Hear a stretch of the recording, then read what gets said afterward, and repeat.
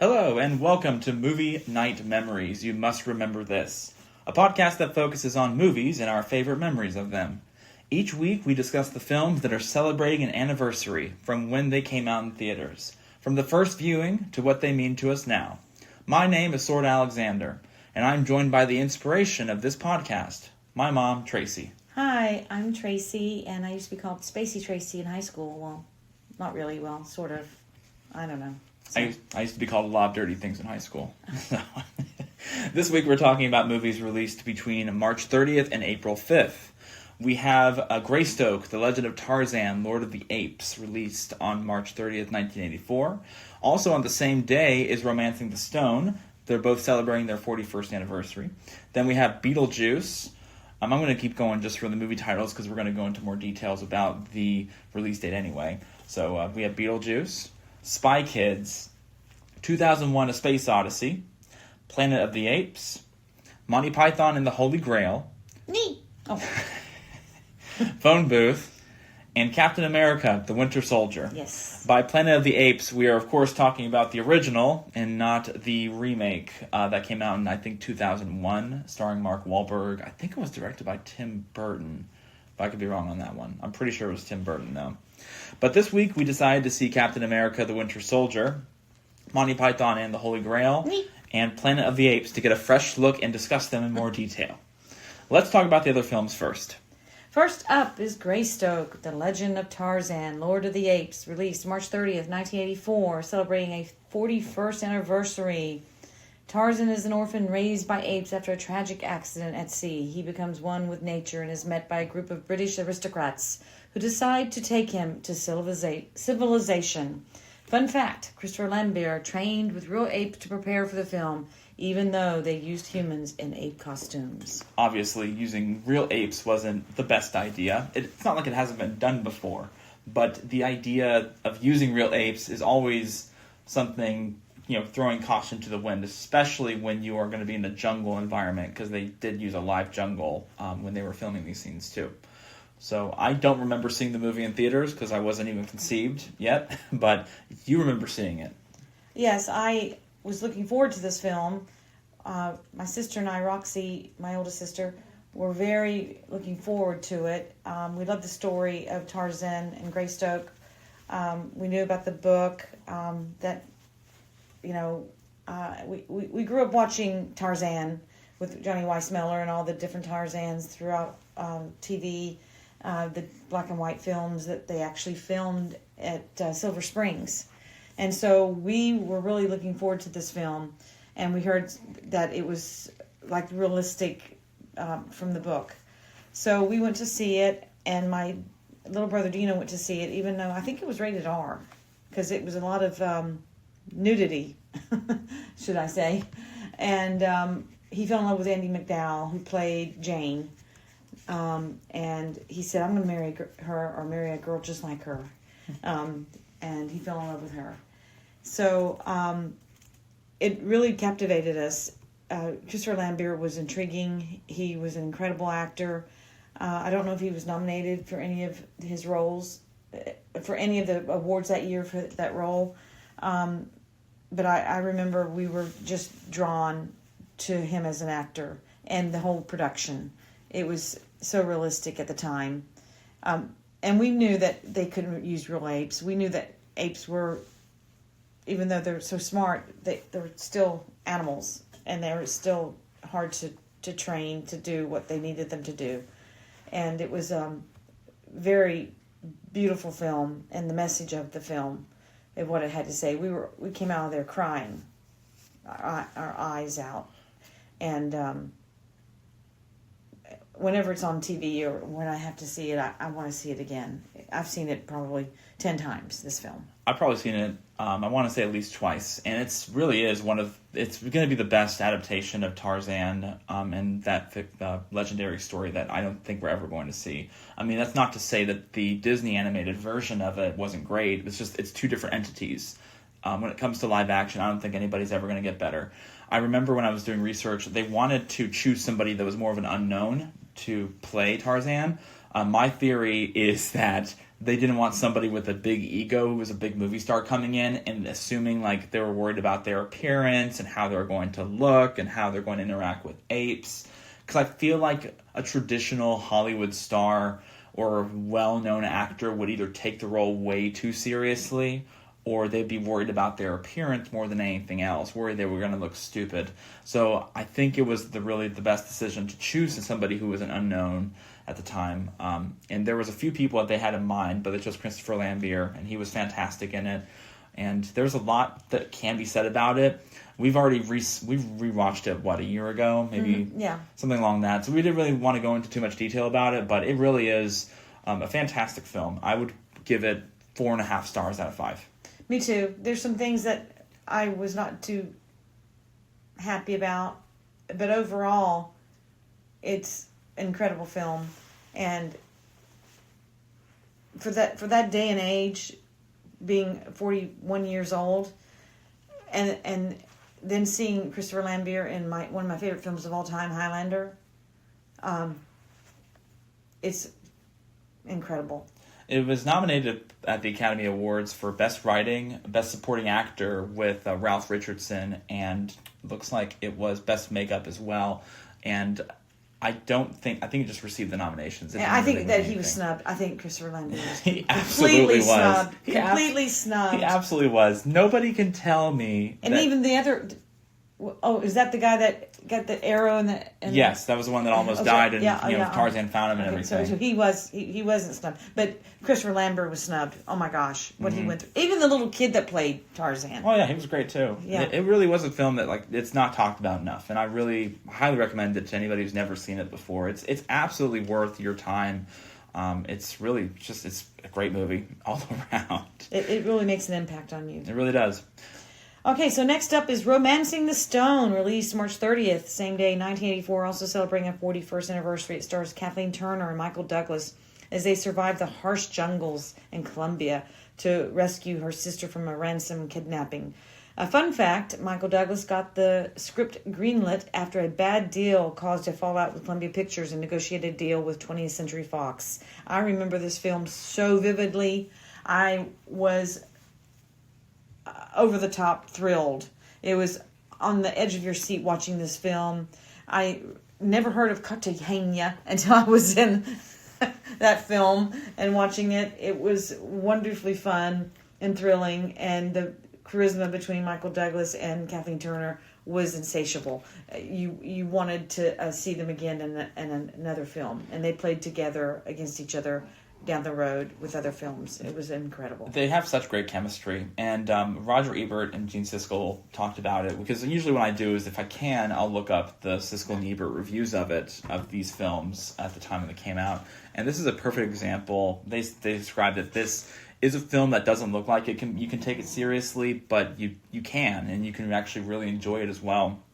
I remember the first time I saw this was only a couple years ago. I never saw the film until a couple of years ago.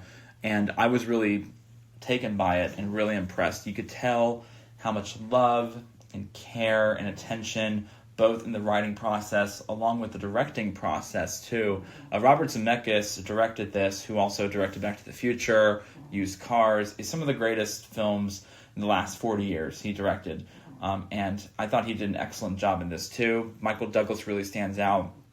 He really wanted this film to happen. According to some of the research that I did, he recently was in, the China Syndrome, which we just saw for the first time. I just saw it for the first time.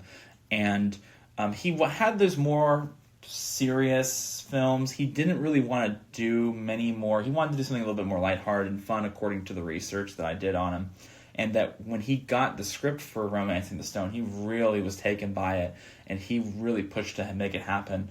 I do think it's a little funny because the film does take place in Colombia, and they ended up going to Columbia Pictures and ended up doing the Fallout deal. It just wasn't going anywhere. This is one of those films you'd have to make a lot of money for it to succeed. And not only did it succeed, it's one of the biggest films of that year. And I think people don't talk about it enough. It really is great. It passes today. It still is a great film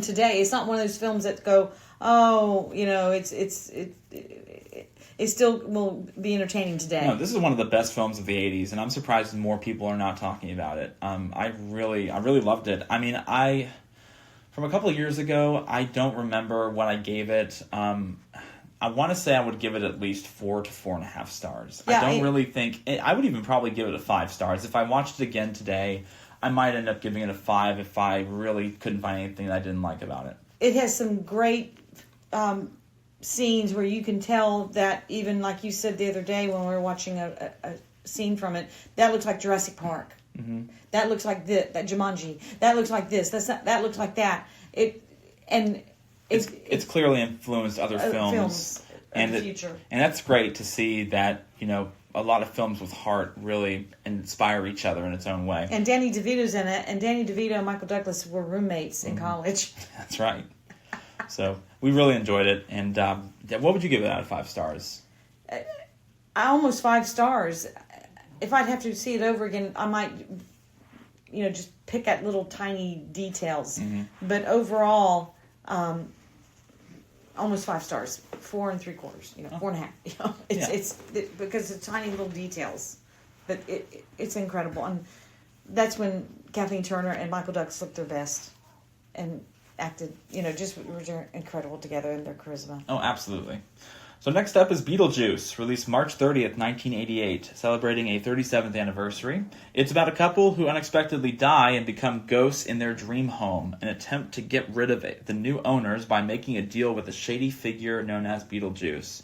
Fun fact, the script was rewritten more than once. In one instance, a studio executive called for a meeting with the producer of the film. I think his name is, let me double check. There's a few producers. I think it was Larry Wilson. But he came over and asked him to come over to the studio to talk about the script after he read it. And he took him in and he asked the producer, man, what are you doing with your life? What are you doing with your life, with your career? Do you really want to go down as the guy who made Beetlejuice? But you told me that this movie, this story, was supposed to be more gruesome and more scary. Right, so the original story idea, there's a lot that goes into the making of this movie, as I found out when I was doing research on it. So this story was originally written by Michael McDowell and Larry Wilson. Both of these guys really wanted this cool idea that was like horror aspect, creepy, body horror. It was supposed to be really intense, but it was supposed to be the kind of intense that you'd also still really enjoy and have a good time with. They loved it, and they loved the idea of like this... Beetlejuice was supposed to look way more demonic and devilish, and it was rewritten a couple of times. Specifically, it was partially rewritten by Michael McDowell and Warren Scareen. That's where Scareen. I'm sorry, I'm getting the name wrong probably. That's the actual screenplay now. The original story was brought up with Tim Burton. Tim Burton said, "I like it. I think it's going to be a great movie, but I don't have time. I have too many projects going on. But maybe in the future I'd love to do it." And after some rewrites, because I don't know the full history, like the back of my hand, eventually it was toned down. It was rewritten to be a comedy, to where some of the serious moments weren't as serious and had some more fun, quirky, wacky flair to it. That's probably my best way of describing it, because Beetlejuice is definitely a wacky film in and of itself. Something that teenagers could enjoy, at least, at the very minimum. It's still way too much for little kids, of course. The Beetlejuice that we have now had to be fine-tuned with a comb. There was one thing about the original script that I liked that I think they should have kept, was the ending. And spoiler alert, if you haven't seen Beetlejuice, go see it. It's a wonderful, wonderful film. But the original ending was going to be the ghosts not taking over the house with Winona Ryder's character. Instead, they were going to miniaturize themselves and put them into the model home that Alec Baldwin's character had made in that attic. Remember that with the model homes? So they were going to live in that house so that way they could have their own house. And it was a cute little idea. I really liked it. But they decided to go with the actual ending, what they have in the film, which I think is great too. I think it ended the way it should have been in the first place. And, I love this movie. I didn't see it in theaters. Do you remember when it came out? Oh, yeah. But I saw it later. We went to all go see it during Halloween. That's probably the best time to see it. Yeah, we went and saw it during Halloween. So how did you see it, though, when it was released on March 30th? Did they re-release it in theaters during that time around Halloween, or how did you get it on VHS? Because, so, they must have re-released it during Halloween in 1988. Because I remember us all going to go see it in 1988 around Halloween. They must have re-released it. And that makes sense too. Yeah, you know? and it was and people dressed up like Beetlejuice. There was big time, and Winona Ryder and all the characters. It was a big deal. And there were other ghost characters in the movie. You know, some weird haunts and stuff. And people during Halloween were dressed up that year like characters from that movie, and they all dressed up and they copied from that movie. How did the family feel about the film after you saw it, in the theaters? What was your initial reaction when you guys finished seeing the movie? Oh, well, they pretty much knew what the movie was about and everything. So they loved it, and they loved Michael Keaton, and they loved this new up-and-coming director, Tim Burton. They thought, oh, he's a genius. But I think he also did, I'm not sure, was Edward Scissorhands out before this? Edward Scissorhands, I think, was 81. Let me do No. It wasn't that soon. It wasn't that early. 90. So it was actually right after Beetlejuice. So I think this might have been one of his biggest films before he was known. I'm trying to remember. But anyway, it was like, oh, he's going to be up and coming. It was a big deal, this Beetlejuice. And it was a cry above what Michael Keaton had done before.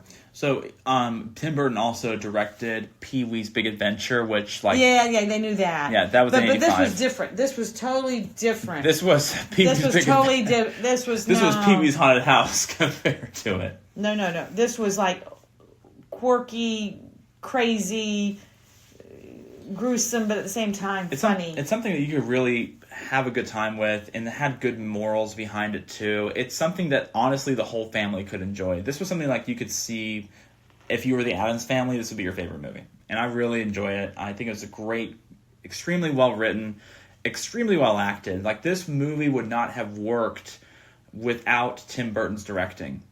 I don't think anybody could have done as good of a job. But they all said it was also Michael Keaton's genius too. Absolutely. No one could recognize Michael Keaton there. Mm-hmm. They were shocked. It's funny to see that now because they felt the same way about him playing Batman as well. Yes. Everybody, he was such an unexpected, don't mess with Michael Keaton because you never know what he could end up doing. But you know what? I saw Michael Keaton as a genius when he played in Night Shift. Mm-hmm. And nobody thought, there was like, why do you like this guy? I said, and then when he's Mr. Mom, I was like, oh my God, I love Michael Keaton. And my sister would say, why do you like this guy so much? I said, he is a genius actor. He can do anything. He's a chameleon. And I knew it way before. I'm not trying to toot my own horn here, but I did. Everybody in this movie is great, especially Gina Davis and Alec Baldwin. They do so well together. They have such great chemistry. I mean, like I said, I feel like it all comes together because Tim Burton really knew how to talk to these people and their different personalities and make them understand what was happening. That was lightning in a bottle. It really is something you can't put together. Full disclosure, neither of us have seen Beetlejuice. We want to, haven't had the time for it. I want to see it around Halloween. So I'm going to wait till Halloween hits. We'll see it. We just watched Beetlejuice last year in October, but we really enjoyed it. I don't want to sound like a record, but I would probably give this movie 4.5 stars out of 5. There's a couple little nitpicks I'd have with it, but it's minuscule, really. That I'd say that what they went through to make it. I mean, I'd say 4.5 out of 5 stars. Same. Awesome. All right, let's move on to this one is definitely also its own version of quirky. Is Spy Kids, released March 30th, 2001. It's celebrating a 24th anniversary. It's about two kids who find out their parents are secret agents. They have to rescue them from an evil genius. This is a big franchise. There's 5? There are 5 Spy Kids movies. I only saw 3 of them, the first 3, because I remember when they came out in theaters, and I remember watching them in theaters. It was a big deal. A fun fact, Robert Rodriguez wanted to make an action-adventure film without intense violence. In particular, he had an interview with somebody when the first film was coming out, and they asked him, like, where'd you get this idea? Because it's a very strange kid film. It's something that's unique that nobody else has done anything like it before. It's something that you could take your kids and the whole family to go see and enjoy. When they asked him, like, why'd you make this? He said, because I found myself going into conversations with other guys, and we would talk about movies, and he would talk about how, in one particular conversation, he was talking to a guy about the film Desperado. You remember Desperado? I think it was a Western with Clint Eastwood. It was this intense, violent Western film. And he said, I took my kid to go see it. And Robert Rodriguez said, you took your kid to go see Desperado? Like, okay, well, he must have been 13? He said, no, he's 6. Oh. It's like, what? See, I would think I remember when Dino and Debbie would take Ryan to these Spider-Man movies, and he was 3 years old, and I would think, this is going to affect this. That was Spider-Man 2. And that was probably the most... besides... Okay, look, Spider-Man 3 can be intense, but I would say Spider-Man 2 is shocking when it comes to their action scenes. But, we're not going to get into that. But you're right. Well, I remember those conversations we had when I was a kid. And this was... Robert Rodriguez, he was so shocked. He's like, you can't... Why would you take your 6-year-old to go see Desperado? It's incredibly intense for a 6-year-old. And he said, I wanted to make a film that had the action adventure of a Western, of these movies that I love, but you could take your kids to go see. He was really inspired by that. He said, I didn't want intense violence, I didn't want gore, I didn't want guns, I wanted good family fun that both adults and kids could enjoy. And that's Spy Kids. And honestly, I could not think of anything. The way he did that was all put together and proper. I don't know if I want to see these films again until I have kids of my own, because I don't think I'd probably be able to appreciate them. But I do remember seeing it in theaters. You were begging me, Mom. A week before Spy Kids comes out, you were counting down to the day, because all these kids in school and on ODB Kids. I would think I was 8 years old, 7. It was 94 to 2001, so I was 7 years old, or getting close to 7. I remember though, you were in love with the girl. Yeah, I remember. You were in love with Alexa that girl. Vega, that's her. Alexa Vega. You were in love with that girl. Mm-hmm. You could not wait to see that girl. You were like, I gotta go to the opening night to see Spy Kids, Mom. Okay? All right, podcast over. Thanks for watching, everybody. I remember I did have a crush on her when I was 6 years old, going on 7. But I remember that a lot of kids around my age, when I was in whatever school it was. Is that Alan Cummings? That's Alan Cummings. He was the villain in the first movie. Okay, so we're looking at the poster, and I remember people talking about, kids talking about my age, saying, "Are you going to go see Spy Kids?" It was a cultural thing, even for 6 and 7 year olds. You saw trailers everywhere on Antonio kids' Banderas TV shows. is in it. Oh my gosh! Yeah, Antonio Banderas is the father in the film itself. Antonio. And this was such a big deal. I remember Spy Kids 2 was a big deal. Spy Kids 3D. We'll get to those films eventually when the time's to them. But I don't remember anything about this movie. Shoot, I don't remember anything about the first Spy Kids except a couple of little bits and pieces of it. So this was right before 911. Yeah, a few months before 9/11. But yeah. I'm just saying. And I remember just seeing it in theaters, and I remember afterwards kids talking about it, and it was a phenomenon that if you were a kid, you went to go see Spy Kids. And I remember people talking about it on TV. What about you? Do you remember taking me? Yeah, to I it? do, because you were. We gotta go see it when it comes out. I'm like, okay. I don't know what I'd give it. I can't give it a star rating because I haven't seen it in 24 years. I don't want to be unfair to it. But, that's what I remember about Spy Kids. Okay. So, next up is 2001, A Space Odyssey. A big difference between Spy Kids. Released April 3rd, 1968, celebrating a 57th anniversary. It is about a group of astronauts and their artificially intelligent space station, exploring the vastness of space, not realizing that their routine mission transforms the way that they view themselves and the universe around them. Is this the true story about those astronauts that got caught up in space? Oh my God. The 2 astronauts have been stuck for 9 months, who were stuck. Now they're back home, thankfully. I'm just kidding. So you've never seen 2001 Space Odyssey? No. I've seen bits and pieces of it over the years. And Danny, my oldest brother, loved this movie. I saw it once. I would describe it as it's not exactly a film. It's beyond that. It is a piece of art. That's something that you need to interpret for yourself to decide if you like it or not. I was told that the music is supposed to be incredible. It absolutely is incredible. I mean, it's a great beginning, middle, and end story, although the ending is so out there. It's just... You saw Interstellar, right?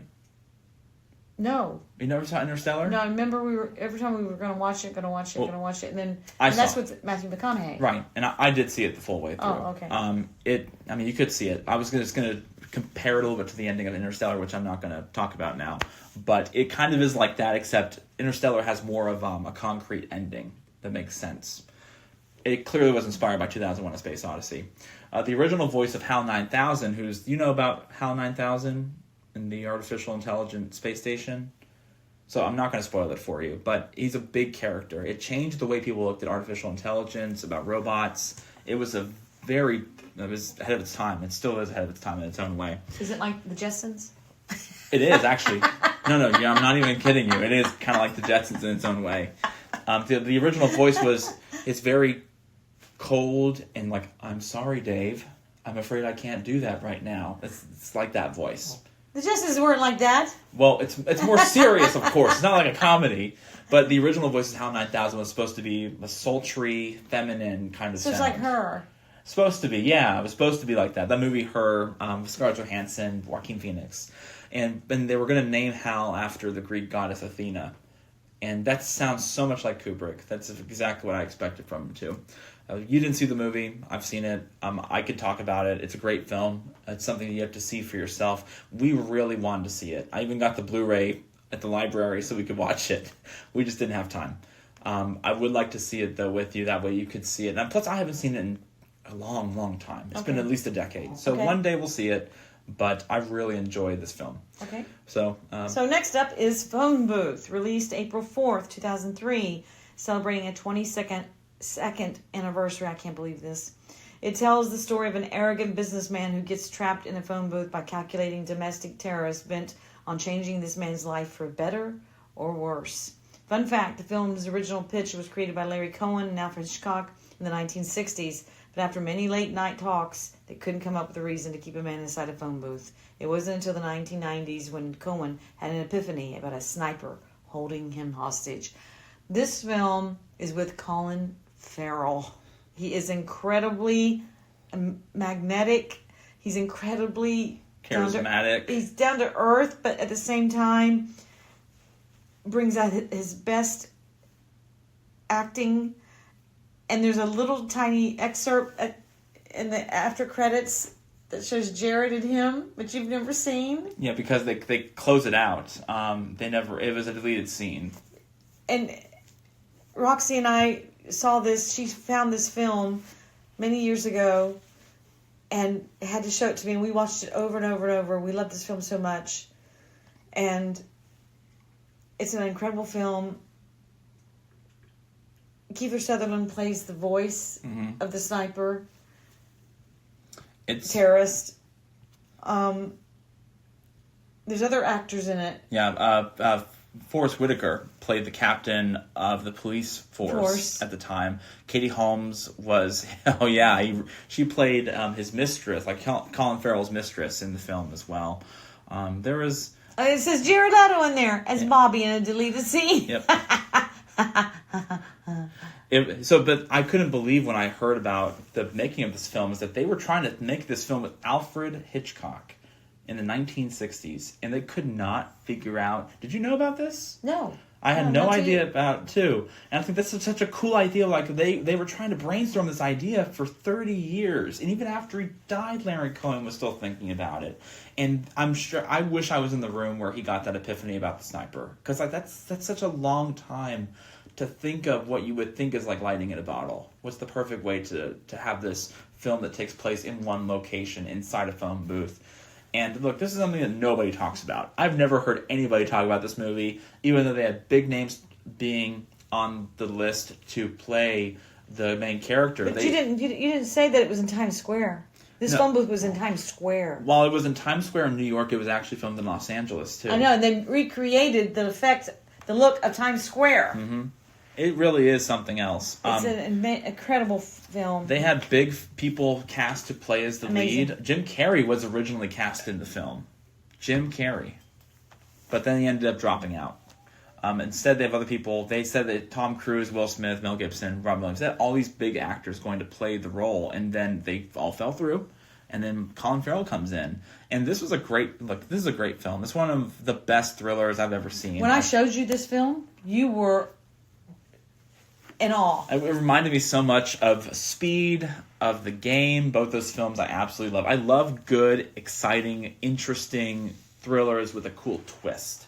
And Colin Farrell is fantastic in it. Kiefer Sutherland was the perfect voice. They cast somebody else initially to play the voice, but it wasn't working out, so they got Kiefer Sutherland, who had more of a draw to him. The ending is perfect. I mean, I can go on and on about how great this movie is.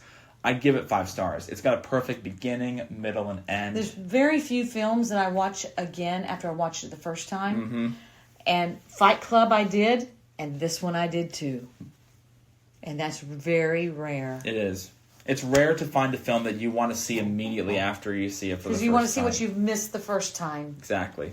What you've missed out because you were, we're talking, does he look cute? And you missed out on some things you missed. It's practically like a one-shot film because so much of it seems like it's in one single shot on camera, but they'll switch it out every little bit. But they do such a good job of putting it together and directing it. Joel Schumacher directed this. He did some Batman movies. He did so much stuff. But this really was, like, if you have never seen Phone Booth, you have to see it. It's really one of those things where you see it once and you have an opinion on it no matter how you feel about it. And now, because of the lack of phone booths, it really is important. It stands the test of time. Now it's so important because now we don't have phone booths. Mm-hmm. Now we don't have phone booths. I'm looking at the poster. Look at this. The tagline is, "Your life is on the line." How about that? Like, that's perfect. It really is. It did make money. Like, look, the budget was $13 million. It made $97.8 million. It did well. But I'm disappointed that people don't talk about it enough. It's just a great film that's sleeper hit that, like, people need to talk about this movie more. It's great. Yeah, it's mwah. Yeah. We just saw it, a few months ago? I saw it a few months ago for the first time, and I really loved it. But it was a little hidden sleeper. Roxy and I went through a love of Colin Farrell because he was in Alexander, and so everything that she could find on Colin Farrell she found, and we'd have Colin Farrell night and Jared Leto night. Absolutely. All right, let's move on to the films we actually looked at this week, because we actually have a lot to say about them too, equally. So first up is Planet of the Apes. Planet of the Apes, this is the original 1968, the original adaptation of the book. It was released on April 3rd, 1968. It was directed by Franklin Schaffner. Is it Schaffner? Yes. Schaffner. And it was written by Michael Wilson and Rod Serling. The screenplay, yes. Michael Wilson wrote Lawrence of Arabia and a couple other great, well-known films, too. Rod Serling, he wrote The Twilight Zone. He's one of the greatest writers that we're ever going to have. And this genre is sci-fi. This is a sci-fi film. It is about a few astronauts go on a spaceship, and their mission is to leave the galaxy and go through light speed travel in order to find extraterrestrial life. It is a one-time, essentially, it's a suicide mission. You're never going back to Earth. But what year did they leave? They left in 1972. Because it said then on their little screen, it's one of those old-timey, inside their spaceship. Inside their spaceship, nodules inside their control panel. I wasn't sure what year it said. Because I missed it. I had looked away or something. Yeah, we were eating, that's why. Yeah. But it said 1972. Okay. So they're traveling. You don't have to tell everybody that we were eating. Oh, it's the truth, that's why. I don't want you to think they were looking at your phone or something instead. But no, they left in 1972, and they're going through light speed travel. You're watching the years, you're watching the time literally go by as they're traveling. And starring Charlton Heston, and a few other great actors, too. And it's a great film because they're on a spaceship. All of a sudden, they all go to sleep in a coma-like state with their cryo hibernation. Yeah, but Charlton Heston, the main character, he goes to sleep last. Right, he goes to sleep last because he's smoking a cigar and talking about how great space is, and literally... He must be the captain. Yeah, he must be. So then he's like Captain Kirk. He goes into a coma. They crash land on this forbidden, unknown planet. They have no idea what this planet is. One of the astronauts, the only female in the movie, the only female astronaut, she dies through the hibernation process because her hibernation capsule gets cracked, and it causes her to become mummified. So. Oh no! The one time a woman astronaut. Didn't say mummified. She decomposed. Yes, so she looks like a mummy. The one time a woman astronaut, a scientist, there's another intelligent woman in there too. But I just think it's funny that the first woman they show is killed instantly before I even say a single word. Anyway, they crash land. They get caught. It was the late '60s, okay, man. Okay. It was the late '60s. You were in the late '60s. I know. I'm saying it's the late '60s. They didn't want women to be in this film. A scientist does not deserve to speak.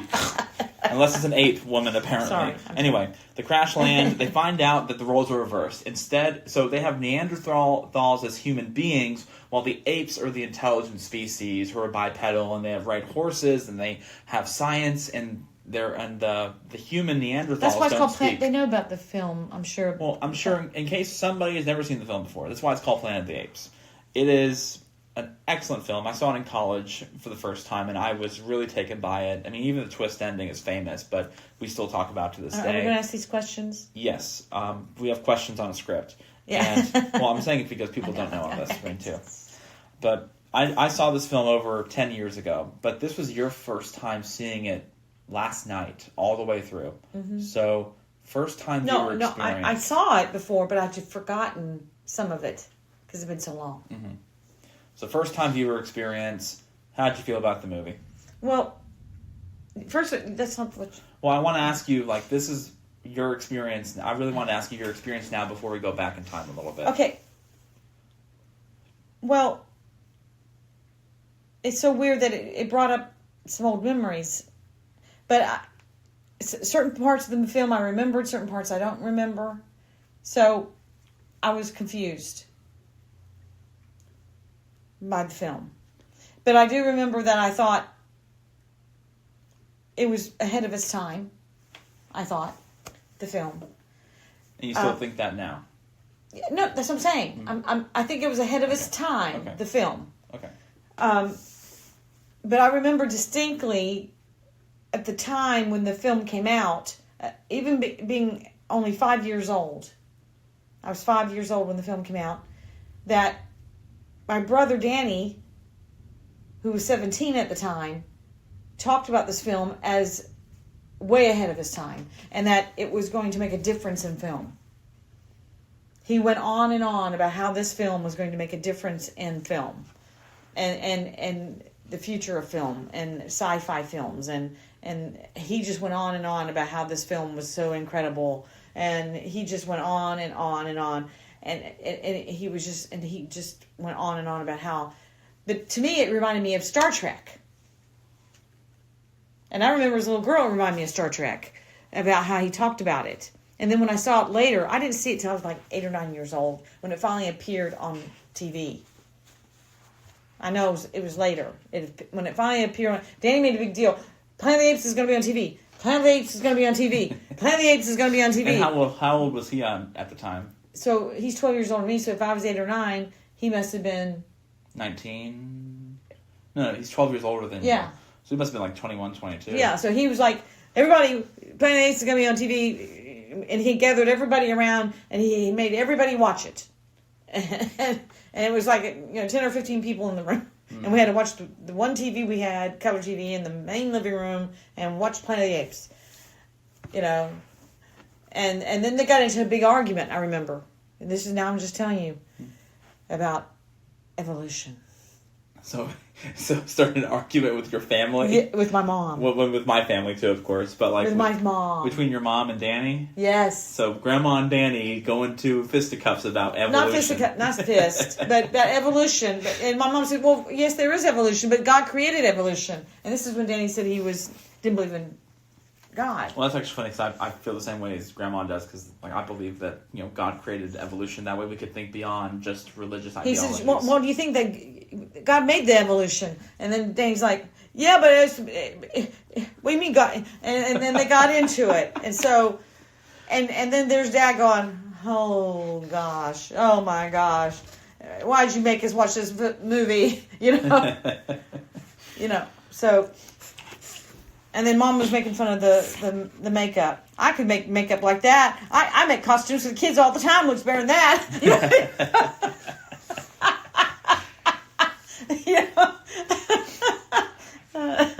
So it was an entertaining night, let me tell you. I just now remembering all this. The makeup was incredible. It was, but my mother said I could make this at home. I could make the costumes better than that. But looking at now, though, you could say like you commented yesterday that the makeup is incredible. Because if you look at the makeup now, I think they did pretty good considering. But see, it's 50. How many years ago? 57. Jeez, Louise. It was 40. Yeah, 57 years ago. 57 years ago. 57 years ago. It's something. It's so funny that 2001: A Space Odyssey and Planet of the Apes, two of the most critically acclaimed, influential films, both sci-fi films, released the exact same day, the exact same month, the exact same year. But Charlton Heston, he really was in great shape. Mm-hmm. And I forget when The Agony and the Ecstasy came out. That's the film that I love him in, when he played Michelangelo, who was the great sculptor and painter and architect of all time. Mm-hmm. And who was a saint, I feel, under God's guidance. So what do you really think made this film succeed back then in the 60s? What made people still want to see it on TV and talk about it? Now that you've seen it, now, what do you think really made it succeed from your generational perspective? What made it succeed? I think that the actor, Charlton Heston, I think the makeup, but I think the story, of course. And let me finish. Okay. Space, the push of going to the moon, the final frontier. Yeah, and Star Trek and John Kennedy saying we've got to get to the moon, and all that space exploration going on. That was the push, and they hit upon that for making these movies back then. And going after that. That was a big push. And going into that different realms and artificial intelligence and all that. What about that ending, though? That ending, I'm sure people said you gotta come see the movie just for the ending, just to see what happens at the end of it. Yeah, but see, even when I was little, around 8 or 9 years old, whenever it was, I thought to myself, Statue of Liberty would not be in that good a shape. I remember thinking that. And Davey and I got into an argument about it. We said Statue of Liberty wouldn't be in that good a shape. They wouldn't. There's no way Statue of Liberty would be sitting on that in the beach when he wrote it. So instead of focusing on the fact that, oh my God, this entire time they were on Earth, it's we didn't give a shit. That's not true. We didn't care. we don't care. The Statue of Liberty doesn't look.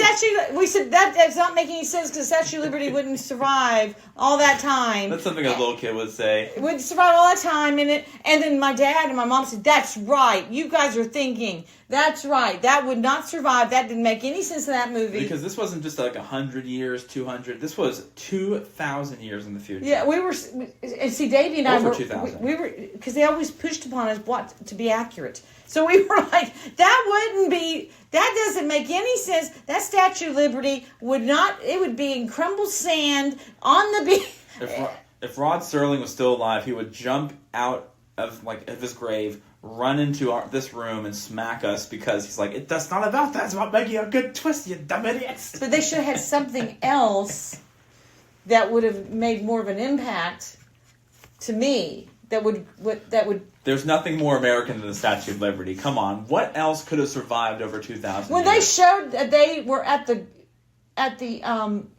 Grand Canyon, that showed right there. Actually, doesn't this look like the Grand Canyon? No. Yes, oh, okay. It did. And then they walked away. Yes, they did. They walk away from it. There's nothing else more American than the Statue of Liberty. That's what they wanted to prove. Yeah, but it was too.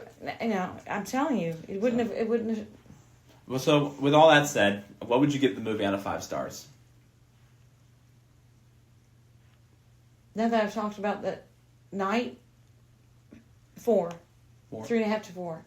Because now that I've gone through that fight with my family. No, but no, it was ahead of its time. It really was. But maybe 4 stars. Because there were some things that were missing. I give it 4.5, only because it drags on too long and 3/4 into the script. This is a problem that I see with so many Rod Serling stories. I mean, look, I love Rod Serling. He's one of the greatest writers of all time. I mean, not just American time, but like of all time. But he always has this problem with me, where 3/4 into a story, he drags the conversation too long. And at that point, I'm just sick of it. I'm sick of it. Him walking around the issue, just take us to the ending. But that's not always the case with all of his Twilight Zone episodes. Many of them are perfectly written. But in a lot of cases, I see that same pattern of 3/4 of the way in, it starts to get old. Okay. So I loved it. I give it 4.5 stars. This was it's one of the greatest films of all time, and it should still be studied in film schools and everything. So the biggest films of the year of 1968 were Funny Girl, 2001: A Space Odyssey, and The Odd Couple. Those were the 3 highest-grossing films of that year. I would say Odd Couple was the best, and then Funny Girl. Because Odd Couple was great. Is my favorite. It's a great old-fashioned, fun Jack comedy. Lemmon and Walter Matthau. You can't, and to this day they still do remakes of that. They did shows. They've done Broadway shows over and over. They've done shows on TV. They've done female versions of it. It's just incredible how many times they've done The Odd Couple, and nothing beats the original. Nothing beats the original. Absolutely. So let's talk about the next one that we saw this week is Monty Python and the Holy Grail. It was released April 3rd, 1975. It's directed by Terry Gilliam and Terry Jones. And it was, in some ways it probably was directed by more than one person, more than 2 people as well. But it was written by several people. Let's be real. It was written by the Monty Python troupe. So I say it was written by the Python troupe themselves. It had a budget of 282,000 euros. This is 1975 Not euros, money. pounds. Pounds, thank you. This is 1975 money. Now, the box office was 2,358,000 pounds. Clearly, there's so much more money it made from box office rentals, from re-releasing into theaters. Who knows how much money this film actually made? But obviously, it's It's a cult film. It's one of the biggest comedies of all time. It's a cult film. So, do you have any memory of watching it in theaters? Oh yes, I was a big Monty Python fan. Huge. I would watch it every Friday night to Saturday night. I forget when it came out. I think it was Friday night that it would be on, 11 o'clock. You were 11 years old when this film came out. Yeah, but I watched Monty Python. The Flying Circus, yes. Every night that it came on, Friday or Saturday night. I can't remember. It was either Friday or Saturday night. And my parents didn't know that. They thought it was like a cartoon. Because they had the cartoons in the beginning. Yes. So when I told my mom and dad that I'm going over to, my mom, Dad didn't know. When I would tell my mom I'm going to go see Monty Python and Holy Grail, she was like, "Oh, it's Holy Grail." Yeah. And so we went and saw that 3 or 4 times, maybe 5 times. My girlfriend Cheryl and my girlfriend Carol, and I had a crush on Eric Idle, and she had a crush on Michael Palin. We picked one, and Cheryl didn't. She didn't think any of them were cute, but we would go and see that film during the matinee. I think we saw it in the summer, so we didn't see it. It wasn't out in Lake City till the summer, and so we went almost every day to go see that film, and we loved it. We thought it was ahead of its time. We thought it was impeccable. We thought it was great. We were shocked by the blood. We didn't tell anyone that it had all this blood in it. It's pretty gruesome in the first. But we thought it was funny, like things that we'd seen on the show. But we were shocked by the blood. Yeah, we were shocked, and we didn't tell anybody. We thought we can't tell anybody because then they won't let us see it again. So we would go and study it, like class. We'd go and see and then we've got it. At first we were shocked, and then we went and saw it again. Oh, that's funny, But we thought it was as funny as could be, and I decided I was going to have a band one day, and I was going to name the band Savage Rabbit. But it's my favorite. It's a 5 for me. It's a cult film that I always cherish. And a little trivia for us, I bought like an anniversary edition of it, and that of all the DVDs we have, it got stolen. Yeah, they stole just the DVD out of the cover. Yeah, someone took the DVD out of the cover just specifically. They stole the DVD instead of all the DVDs we have. They stole that one. We don't know who. We'll never know. It could have been anybody that came to our house. Yes. But it's okay. Somebody stole it. We'll get another copy eventually. Yeah, but they stole it. It was stolen out of our home. Of all films, that one was stolen. Yep. It is a 5-star movie to me. If I had to really nitpick it, I'd give it like 4.5. But it's such a cultural push, like such a cultural impact and phenomenon. I have to give it 5 stars. It's an incredibly funny, super fun to watch. It's something that you'll never forget your first time seeing it.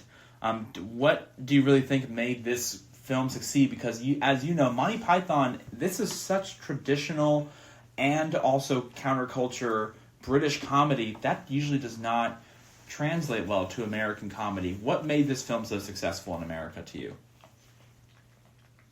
Was it because it was off the wall? It was off the wall because it was different. It was off the wall. It was something that people needed. Yeah, it was off the wall. It was off the wall. It was thinking outside the box. It was just completely unique. And now for something completely different, as they say. Yes. So we also went over the 5 stars thing. It's still. Well, what did you gave it 4.5? I give it 5. If I really nitpicked it, it'd be 4.5. Oh. But because it doesn't stand the test when it comes to some of these jokes and humor. But look, I've seen the movie more than a few times. Like, of course, jokes get old after a few times. It's a 5-star movie. The first time you saw it was when I was in Greece. Mm-hmm. Roxy showed it to you, and that offended me. I remember it like it was yesterday watching. I remember, and I told you about this too. I remember watching it at Roxy's house, and the credits are the thing that surprised me. Like, it really stuck out to me. I'm thinking, why are they doing the credits all weird? Why are they saying there's an expert moose handler? Is there really an expert moose handler? And then when they start doing the weird, crazy flashing seizure lights, I'm thinking, what's going on? What's going on? Why is the movie doing this? I was so confused. I had no clue what was going on. I was completely flabbergasted. They were just trying to make silliness. Yep. They were very silly. It was very much, how old was I when I saw this movie? 11. I had no clue what I was getting. So you're the same age. Yep, that's right. Same age. I had no idea what I was getting myself into, and it's still great to this day. All right, moving on to our last film. But you said the biggest films of the year were... So, yeah, thank you. The biggest films of that year, 1975, were Jaws, One Flew Over the Cuckoo's Nest, and the Rocky Horror Picture Show. All these films are iconic. They're also all as close to 5 stars as I would ever give them. And they held the test of time. They really do. I just saw Jaws last year, and it's cool little, like... They're re-releasing it this year. They are, for the big 50th anniversary coming up, and that's awesome. That's so great. And so it's Rocky Horror. Mm-hmm. It's always re-released. It is. Every year it's a big anniversary. So last but not least, we have Captain America: The Winter Soldier, released April 4th, 2014. It was directed by the Russo brothers, and it was written by Christopher Marcus and Stephen McFeely, which is a hilarious name. I'm sorry, it's such a funny name. So, fun fact, and I told this to you yesterday, but I just think it's really interesting that they had 10 directors lined up to direct this film. And they considered the Russo brothers after they directed the Community episode for A Few Paintballs That's More. Our favorite Community show. Yep. That was the best. That's one of the best episodes of Community, and it makes sense why they'd be considered for that one episode that they did. It was so well done. But the reason why, really, we bring up. Look, you look at Planet of the Apes, you look at Monty Python, such two diametrically different films, especially when you compare that to Captain America. Why are we talking about this movie? Well, it's Captain America: The Winter Soldier. Yes, because of the Winter Soldier in that movie, plus all the other storyline of that film. That's incredible. Robert Redford's in this film. So, case in point, this is one of my favorite films of all time. It really is. And I hate to sound like a comic book nerd and a movie nerd, when it comes to, especially like an MCU nerd. But I really mean this when I say this movie, and this is after I've seen all of the Marvel movies, except for I think 1 or 2, but there's just Phase 4, they barely count. But I've seen all the Marvel movies, and I mean, of all of them, I mean, of course, they have great ones like Endgame and Infinity War, but to me, the best thing that Marvel actually ever did was Captain America: The Winter Soldier, because it specifically is not made to be a superhero film. The Russo brothers described it best. It's meant to be a spy thriller that also happens to have superheroes in it. And I could not think of a better way to describe this movie and explain how great it is because of that, too. I'm not trying to say to put down Marvel movies. I love Marvel movies. I could talk for hours and hours about my favorite ones, because I've seen all of them in the movie theaters, too. But most of them in theaters, but I've seen all of them. But this one really stands the test of quality and time. But do you remember, we always see Marvel movies when they come out. Yes. That's just the way we do Marvel. We started doing that with Iron Man. Yes. And Iron Man just blew everybody's mind with how great it was. And it still is one of the best, of course. But this one really stands out to me because it's so well done. I've seen it at least 4 times. This is probably my 5th viewing of it. And I could see it right now. I'm totally fine with after watching this. After doing this podcast, we could watch it right now. I'm totally fine with it. But when we saw it for the first time, and I saw Sebastian Stan as the Winter Soldier, I said, OMG, who is that? I gotta know who that is. That was like a Jared moment. That was like, this is an incredible actor. Who is this? I'm watching on film. He is going to be an Academy Award winner. So, I could tell. I could felt it. I have chills right now. I can feel the same feeling. I knew right then and there that this was an incredible actor that was coming of age, that was going to make an impact on film, society, film impact. I knew. I felt it. He was going to make an impact on film forever. Just by his performance in that film. I felt it. And look at him now. He has done such great things for film and different roles. He's incredible. So I don't get the same chills that you do watching him.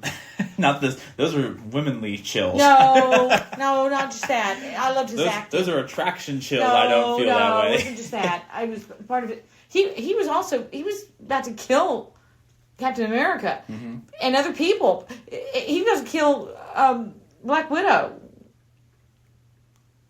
And Samuel L. Jackson. Yeah, and Fury. It was about his acting, his intensity.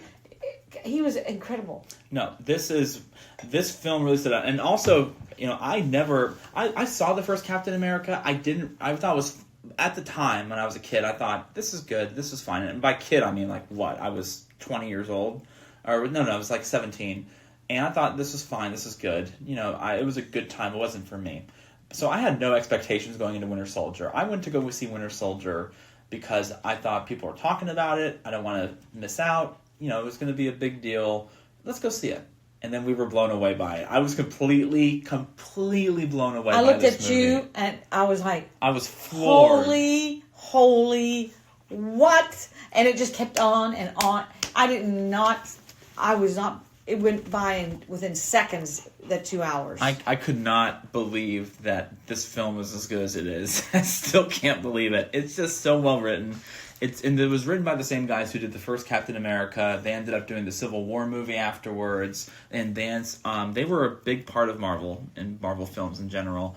They're a great duo. They really know Captain America better than anybody else when it comes to writing it. I applaud this film, and I think that it's by far one of my favorites besides Iron Man. Everybody was shocked with how great this film was when it came out. I remember people were talking about, this is one of the best things they've ever done, and like, if this is an example of what we're going to see in the future, we got to see more of it. And you know how much I love Thor. Oh, yes. But those movies did not do as well as the Captain America movies when it comes to... I mean, Ragnarok, everybody loved Ragnarok. Ragnarok was fantastic. We'll get to that movie eventually, too. Yeah. But I remember thoroughly people saying, if this is the quality we're going to expect, we have to keep going. And this is the movie that got Marvel and Kevin Feige to say, you guys, you Russo brothers, you're directing the Avengers Infinity War movie. And that one made $1 billion, and then Endgame made over $2 billion because they knew those two brothers, they could do no wrong. This is 5 stars, and you said here American Sniper came out the same year, Hunger Games, Mockingjay Part 1, and Guardians of the Galaxy. And you know I love Guardians of the Galaxy, but this outshined. So I would also give it 5 stars. It's clearly I give it 5 stars. I really could watch this film 1,000 times and never be bored of it and sick of it in the first place. I saw American Sniper the year it came out because I read the book prior, and it was fine. It's not like it was good. Bradley Cooper did a great job in it. It's the books I like. Read the book. I would say just read the book. Mockingjay Part 1, I didn't see it. You know, as much as I like talking about Hunger Games, as much as I like the books, I did not want to see Mockingjay Part 1. Hunger Games Catching Fire, the film adaptation bothered me so much. We'll get to that movie eventually. I did not want to see Mockingjay Part 1. Guardians of the Galaxy, I mean, I'll tell you this, and I told you about this, and I told a couple of my friends about this too. We were just talking about Marvel movies. As much as I just said that Winter Soldier is the best thing Marvel has ever done up to this point still, and I still feel that way, I would also say my favorite Marvel movie is Guardians of the Galaxy Part 1. I think that it's such an incredibly well done film. It's so comedic, it's so serious. It's something that I remember when I saw that movie in theaters, and we'll talk about that movie too when it comes to that anniversary as well. But I will say that while Captain America Winter Soldier is the best thing they've ever done, Guardians of the Galaxy 1 is my favorite Marvel movie they ever did. Okay, well, this was interesting. This was a great time. This was a great week for movies because we give so many of these movies like 5 stars, 4.5 stars. This was a great week for film and something that we really enjoyed too. So, any last thoughts you wanted to say? No, I March, comes in like a lamb and goes out like a lamb. It looks like. And April starts out pretty strong too. Yep. Awesome. So thank you guys so much. Thank you for taking the time to listen to us and everything. We hope you had a great time too. And that's going to be for this week of Movie Night Memories. Thank you so much. You guys have a great rest of your night and a great rest of your week as well.